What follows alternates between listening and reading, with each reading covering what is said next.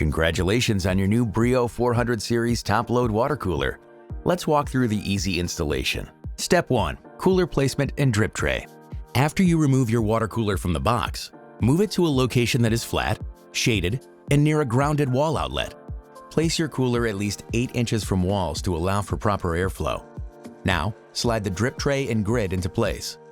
You're all set. Step 2. Installing water bottle. First, place the 5-gallon bottle near the cooler and clean the cap and neck area with a damp cloth. Next, lift and turn bottle upside down. Place on top of support collar as cap is pierced by probe. Now, wait 5 minutes for water tanks to fill. Final steps. Once the time is up, plug in the water cooler. Place a cup under the tabs and press the hot, room temperature, and cold buttons until the water dispenses steadily.